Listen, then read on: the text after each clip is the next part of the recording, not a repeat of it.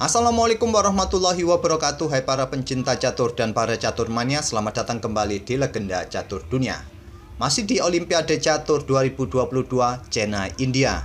Tadi pagi kita sudah sajikan permainannya Sri Kandi kita kawan, yaitu permainannya Medina dan permainannya Citra Dewi yang mengalahkan wakil Meksiko. Sekarang kita akan gantian melihat permainannya Grandmaster Dunia. Saya pilih dari pemain asal Amerika Serikat kawan, di mana Amerika Serikat ini membawa 5 Grandmaster: Caruana, Levon, Wesley So, Lene Dominguez, dan Sam Saklan. Dari 5 nama ini mungkin kalian bertanya kenapa tidak ada nama Hikaru Nakamura. Saya juga detailnya tidak tahu, karena mungkin tidak mau mengganggu aktivitas Hikaru Nakamura dengan live streamingnya kawan setiap hari. Dan juga di Amerika Serikat banyak sekali kawan Grandmaster, jadi ya mungkin ada pertimbangan-pertimbangan sendiri untuk membawa nama-nama pemain ini. Mungkin targetnya juga membawa top-top pemain mereka ini adalah target juara kawan di event ini. Tapi untuk sementara posisi Amerika ini kawan berada di posisi coba kita lihat, posisinya berada di, maaf agak lemot koneksi internetnya. Dan di sini posisinya ada di posisi kelima kawan. Dari beberapa nama dari Amerika Serikat ini kawan, terlihat tadi 3 nama ini adalah Grandmaster naturalisasi. Caruana ini pernah bergabung dengan Federasi Italia, Levon ini dari Armenia, Wesley So dari Filipina. Sedangkan 2 nama ini Lene Dominguez seperti pemain nama Amerika Latin kawan, sedangkan Sam Saklan ini mungkin juga kelahiran dari Amerika Serikat sendiri. 2 nama ini persisnya admin juga belum tahu kawan. Dan dari beberapa Grandmaster ini, gamenya yang akan kita ulas ini adalah permainannya Grandmaster Wesley So di babak ke-7 saat bertemu dengan wakil Armenia kawan. Langsung saja kita ke atas papan. Wesley So sudah 6 kali diturunkan di event ini kawan, hanya libur 1 hari dan memetik 3 kali kemenangan dan 3 kali remis tanpa tersentuh kekalahan pun. Di sini Wesley So pegang putih mengawali dengan pembukaan pion raja pion E4 dan dibalas dengan permainan karukan defense. Permainan yang cukup menarik kawan untuk kita ulas. Dan tidak dengan pion D4 terlebih dahulu, tapi kuda C3 oleh Wesley So, hitam tetap pion D5. Tidak juga dengan pion D4 kawan, kuda F3 terlebih dahulu oleh Wesley So. Dan di sini gajah bergerak ke petak G4. Mungkin bagi kawan-kawan pos ronda, mendorong pion ini merupakan langkah yang cukup menarik kawan. Langkah utamanya adalah pertukaran pion seperti ini kawan. Kalau kalian nekat untuk mendorong pion ini, ya kuda mundur untuk ancam pion ini. Kalaupun pion ini didorong untuk memperkuat pion di petak D4, maka selanjutnya adalah pion C3 kawan. Kalau pion ini didorong lagi untuk ancam kuda yang menghindar untuk membuka akses bagi kedua perwira putih untuk rebut pion hitam ini kembali. Kalau kalian pertahankan dengan pion ini, menteri keluar, pion ini jatuh juga kawan, jadi percuma.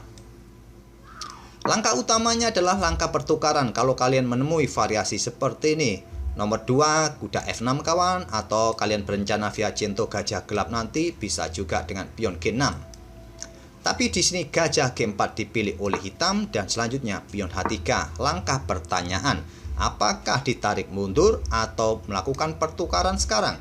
Hitam melakukan pertukaran langsung, dipukul balik oleh menteri dan hitam melanjutkan dengan pion E6-nya. Segera membuka diagonal gelap bagi pengembangan gajah, tidak terburu-buru melakukan pertukaran. Begitu juga dengan Wesley So melanjutkan pengembangan perwiranya. Selanjutnya gajah C5 dan Wesley So langsung rokade. Kuda berkembang ke petak D7, barulah Wesley So sekarang bertukar pion pusat, dipukul balik oleh pion C. Wesley So menggeser benteng ke lajur D untuk dukungan pion D4-nya. Dan sekali lagi saya akan tunjukkan apa sih yang akan terjadi pada posisi ini kawan. Jika sampai hitam mencoba menghalangi putih memainkan pion D4-nya dengan langkah pion D4 terlebih dahulu untuk mendapatkan penguasaan ruang, ancam kuda. Di sini kawan, engine menyarankan pion B4, membuat langkah pertukaran perwira. Kalau kuda ambil, pion ambil kuda ini, ya pion kalian bisa ambil gajah kawan. Kalau sampai di sini gajah ini ambil pion B4, benteng B1 serang gajah dan pion yang ada di belakang. Dan kalaupun di backup dengan pion A5, maka selanjutnya bisa dibalas dengan langkah kuda bergerak ke petak B5 kawan. Atau jika pada posisi ini kawan terjadi pertukaran pion pukul kuda, terus benteng ambil gajah, pion melanjutkan perjalanannya lagi. Kalian bisa ambil pion ini ataupun bisa bergerak ke peta A3 untuk persiapan mencegah pergerakan raja yang ingin rokade kawan. Oke, kita kembali ke langkah aslinya. Itulah langkah atau efek-efek yang terjadi jika kalian sampai mendorong pion kalian untuk mendapatkan ruang, mengancam kuda dan sebagainya, mencegah pergerakan pion putih D4. Tapi di sini hitam memilih pengembangan kuda F6 terlebih dahulu karena rajanya ini berada di pusat kawan, jadi cukup berbahaya berlama-lama di petak pusat. Wesleso pion D4, gajah mundur ke E7 dan Wesleso gajah bergerak ke petak D3 terlebih dahulu sebelum mengembangkan gajah gelapnya. Rokade oleh hitam selanjutnya adalah gajah F4. Hitam menarik mundur kudanya ke petak B8, cukup menarik di sini.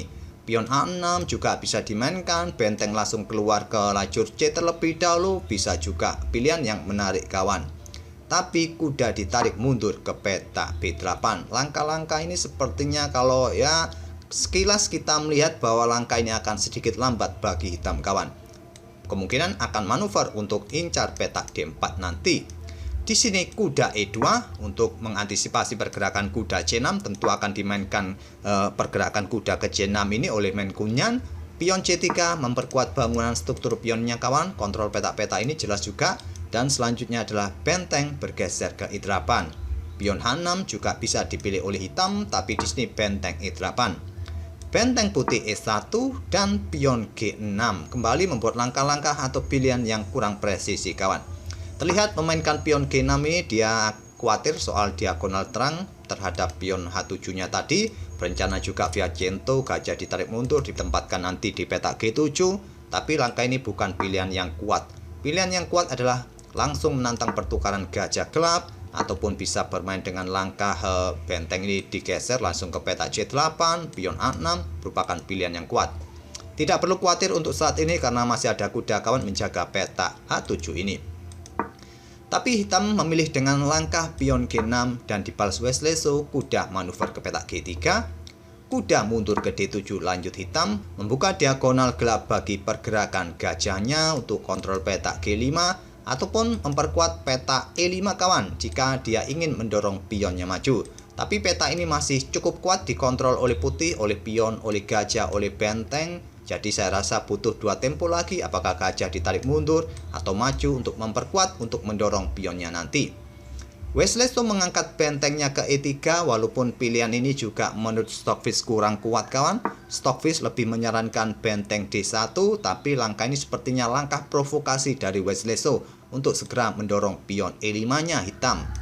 Dan juga Wesleso ingin mendobel bentengnya di lajur E. Hitam langsung mendorong pionnya, langkah terbaik, dan Wesleso mengangkat gajahnya ke petak H6 kawan. Kontrol petak-petak gelap ini, tapi langkah ini adalah langkah kesalahan sebetulnya. Langkah ini juga bentuk provokasi kalau kita melihat langkah-langkah berikutnya kawan, yaitu memprovokasi hitam untuk melakukan garbuan semacam ini. Inilah yang dilakukan oleh hitam. Di sini tadi kawan, bagi putih langkah terbaik adalah melanjutkan pertukaran semacam ini. Kalau dibalas dengan gajah C5 ancam benteng, kalian bisa mendorong pion ini kawan. Dan jika di sini gajah ambil benteng langsung, kalian juga bisa ambil kuda dengan tempo ancam benteng. Jadi di sini nanti putih akan menang 1 perwira. Jadi pada posisi seperti ini hitam selanjutnya harusnya pukul pion ini menggunakan benteng. Terjadi pertukaran benteng semacam ini, permainan akan dalam posisi setara atau seimbang.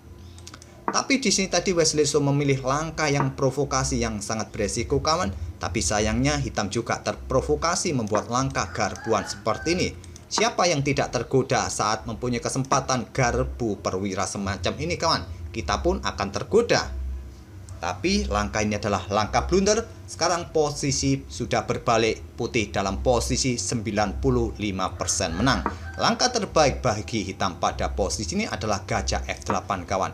Inilah langkah terbaik. Saya akan lanjutkan sedikit variasi nih kawan, beberapa langkah. Di sini putih akan melanjutkan pertukaran, tapi kalian juga tidak perlu terburu-buru untuk ambil balik gajah putih ini kawan. Kalian bisa bermain dengan pion E4 sekarang. Bedanya apa? Bedanya adalah tadi kawan, gajah bergerak ini untuk membuka akses benteng, memperkuat peta E4 ini sekarang. Tentu kalian pukul balik dengan gajah dengan kuda, hasilnya sama kawan. Mungkin kalian suka memukulnya menggunakan kuda, akan tetap dipukul balik oleh pion. Ancam gajah, ancam menteri. Tempo yang didapat tetap ancam menteri.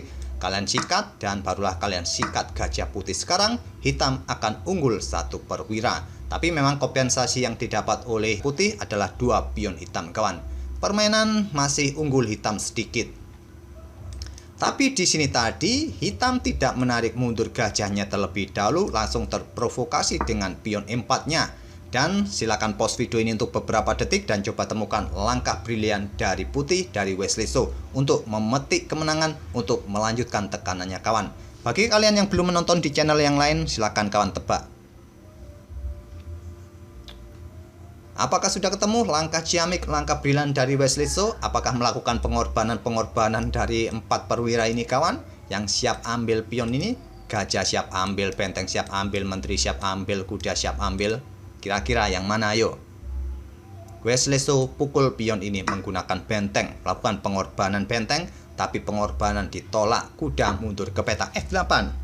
Apa jadinya kawan kalau sampai benteng ini diambil? Kalau sampai diambil, putih akan meluncurkan menterinya seperti ini, kembali melakukan pengorbanan. Tak ada pilihan lain kawan. Kalau kalian menolak ya skakmat 1 langkah berikutnya. Jadi di sini raja ambil menteri, selanjutnya gajah melakukan skak. Coba lihat kawan, peta-peta ini sudah tidak bisa lagi ditempati oleh raja hitam.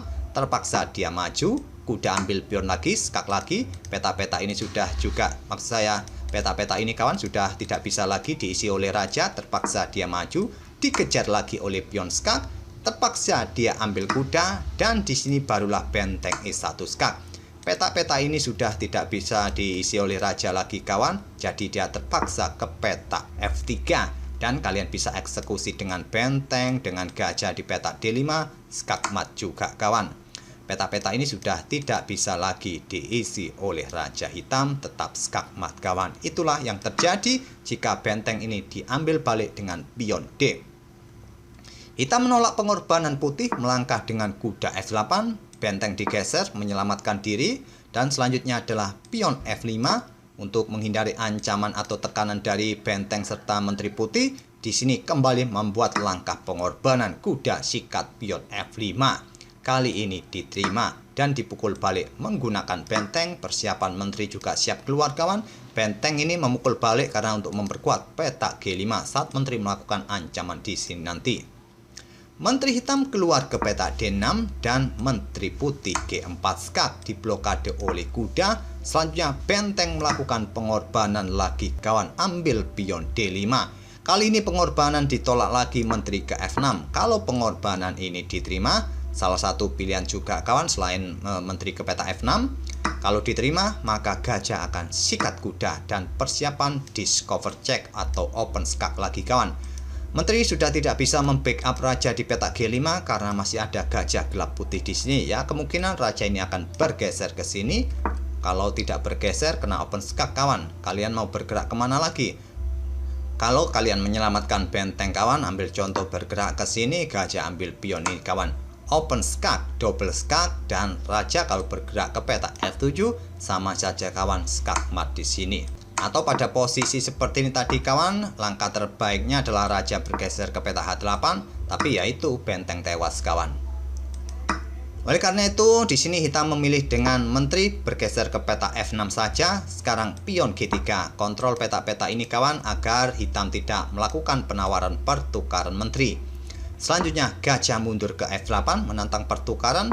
Benteng F5 ancam menteri terlebih dahulu. Menteri bergeser mundur ke E7.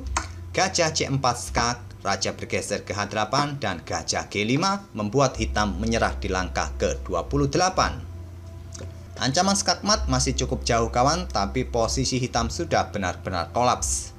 Anggap saja permainan berlanjut dengan variasi ini bergeser ke peta D6, maka selanjutnya akan dikejar oleh benteng, dan di sini langkah terbaik adalah mengorbankan salah satu kuda ini kawan.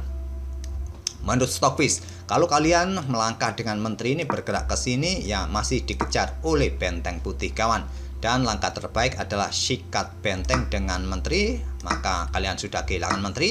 Kalau kalian tetap mempertahankan menteri, ya riwa-riwi mungkin ke sini, ya benteng ini akan dikorbankan kawan. Terpaksa kalian ambil menteri ke sini dan skakmat satu langkah. Di sini di cover oleh gajah, di sini ada gajah terang, sudah tidak bisa bergerak lagi jadi skakmat. Itu hanya satu jalur kawan. Kalau kalian menemukan variasi yang lain setelah tadi gajah G5 ini, kalian memilih langkah seperti apa? Silakan kalian otak-atik. Apakah kalian membuat langkah pengorbanan semacam ini? Ya silakan saja kawan, dengan tempo skak semacam ini. Silakan kalian otak-atik apakah itu juga merupakan salah satu pilihan terbaik. Yang pasti pada posisi ini hitam sudah sangat-sangat kolaps kawan. Benar-benar berat tekanan dari putih.